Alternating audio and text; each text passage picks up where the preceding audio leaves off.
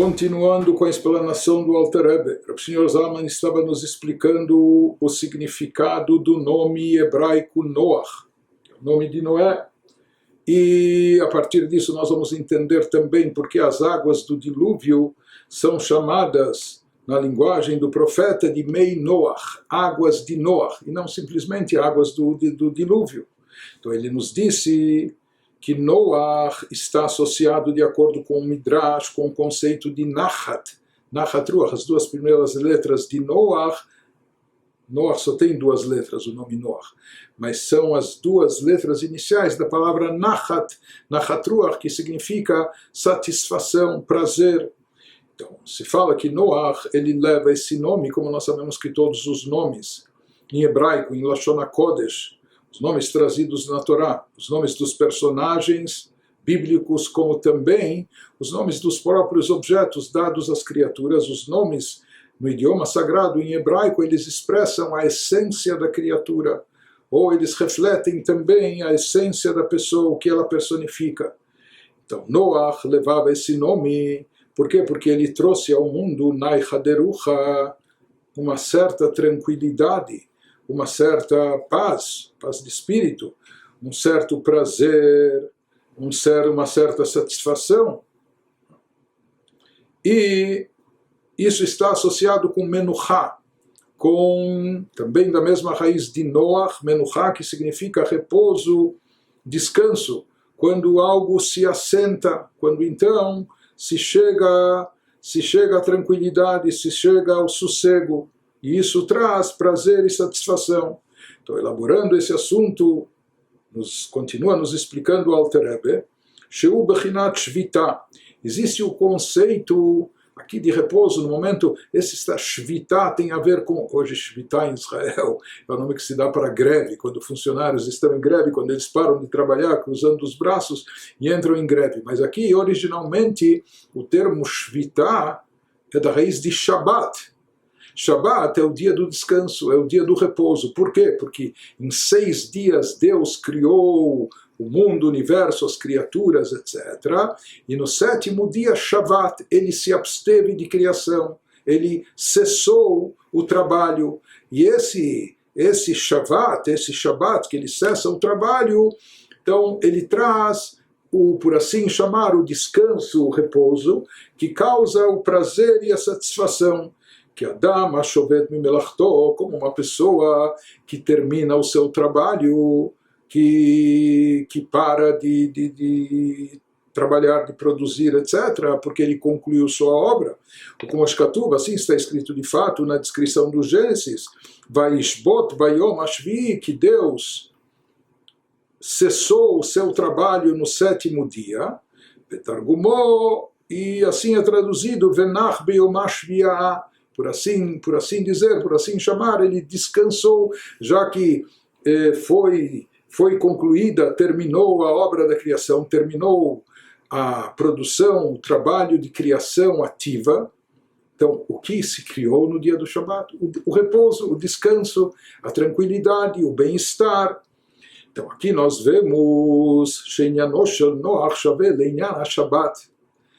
o conceito expresso ou personificado na figura de Noach é idêntico, está associado ao conceito do Shabat. Sheken, Shabat, o Yom Menuchá, da mesma forma que o Shabat é um dia de repouso, um dia de descanso, depois de 6 dias de produção, de criação, de trabalho. Esse é o Perush Lashon Shabat. E esse é o significado, inclusive, da palavra Shabat, ou da expressão Shabat em hebraico, assim como trazido no Tirgum, na tradução para aramaico original da Torá, Vaishbot Bayom Ashvi, quando Deus cessou o trabalho criativo no 7º dia, Venach Bayom Ashvi, então está escrito por assim dizer, que ele repousou, descansou. Se não havia trabalho, não é? O que havia então? O repouso, o descanso, por assim dizer, em relação a Deus. Não é? Da mesma forma, ele nos diz o que significa esse repouso, descanso, como alguém que aprecia a obra que realizou. Quando o trabalho foi concluído, então tem todo aquele processo, enquanto nós estamos envolvidos no trabalho em si, estamos correndo, fazendo e etc., ainda não temos o resultado diante de nós, mas existe aquela sensação da pessoa quando a pessoa terminou o trabalho, quando o trabalho foi concluído e ela observa o trabalho, e quando ele foi feito a contento, a pessoa está satisfeita, realizada, então a pessoa pode, por assim dizer, descansar, repousar com deleite, com prazer, observando a obra que realizou. Então esse é o conceito associado ao Shabbat, que ele envolve tanto descanso como prazer e satisfação. Nachat Ruach, e tudo isso está associado à figura de Noach, né? Assim como o prazer que vem após o trabalho, o descanso, o repouso. Então, não só etimologicamente, não só pela raiz da palavra hebraica está associado com Noach, mas nós vamos ver que isso está simbolizado naquilo que aconteceu, não só na geração de Noach, mas através dele, o dilúvio que veio à Terra, o dilúvio que inundou toda a crosta terrestre, todo o mundo, e que isso está intimamente ligado com Noach, com Noé. Mas aqui, nesse estágio, ainda nos pergunta o Alter Rebbe,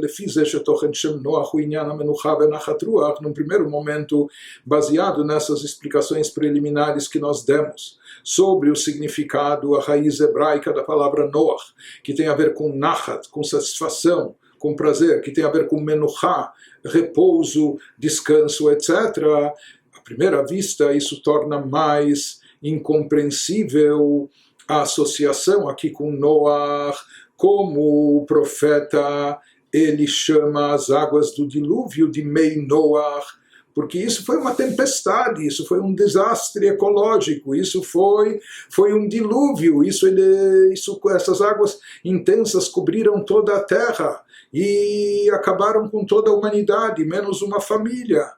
Então, se o nome Noach tem a ver com descanso, repouso, prazer, plenitude, aparentemente não combina em absoluto com o conceito do dilúvio, que ele veio justamente destruir a terra, devastá-la, que é o contrário de prazer, de descanso, de tranquilidade. Nos diz o Rebbe, Ela al korchacha tzarich lomar שבימי המבול עצמם יש תועלת, כי תכליתם היא להביא לידי נייחא דרוחא. Então, baseado nessas premissas, já conclui o Alter Rebbe que tudo isso nos conduz a essa ideia, essa conclusão, que al kol chachá tzarich lomar, que obrigatoriamente a gente tem que dizer, somos levados a dizer, temos que concluir, que na realidade, apesar da tempestade, apesar da devastação, apesar do dilúvio, apesar do que aconteceu com a Terra e com toda a humanidade, apesar de todos os pesares, tzarich lomar shebemei hamabul atzmam yesh toelet. Nós vemos daqui, nas palavras do profeta, no texto bíblico, precisamos admitir, precisamos perceber que há um benefício, e um benefício grande, por trás das águas intensas do Mabul, do dilúvio. Porque na realidade, como o próprio nome diz, por que essas águas são chamadas não só de águas do dilúvio, mas águas de Noach? Noach, que está associado, como nós falamos, com Nachat, com algo aprazível, satisfatório, com algo que traz paz, sossego, ou que está associado com Menuchá, que é descanso, repouso, algo que se assenta, etc. Então tudo isso nos leva a concluir que Tachlitam, que o objetivo, conforme de fato explicado principalmente nos livros místicos, que Tachlitam, que o objetivo maior das águas do dilúvio não era eliminar, destruir, devastar, mas sim o objetivo principal das águas era lehavili deinaicha derucha, trazer de repouso, descanso, tranquilidade ao mundo, paz, trazer até prazer e satisfação. Como isso que nos explica o Alter Rebbe, elaborando esse assunto, ele nos diz, em primeiro lugar, para entender isso, ele lança uma pergunta simples e óbvia, que poderíamos questionar antes. Se Deus queria eliminar a humanidade, se Deus queria destruir o mundo, ele podia fazer isso de outras formas e maneiras, não precisava de todo esse barulho em torno do dilúvio, 120 anos de construção de uma arca por parte de Noé e etc. Podia mandar uma epidemia fatal, mortal, podia mandar alguma doença letal, podia, enfim, de várias maneiras. Deus é infinito e limitado, e na verdade quando a gente estuda Hassidut, a gente sabe que simplesmente parando de emitir a energia vital que Deus concede, dando existência e vida às criaturas, simplesmente todas as criaturas não só pereceriam, mas desapareceriam. Isso que nos fala o Alter Rebbe, que Hine Lichura, à primeira vista, no Muvan Inyan Mabul, é difícil de entender o porquê, o conceito do Mabul, do dilúvio, Sheima Yarak Lehaviru Leshachet Anashim Achotim, pois se o objetivo do dilúvio era apenas devastar a terra, apenas destruir a humanidade, ou eliminar todos os pecadores,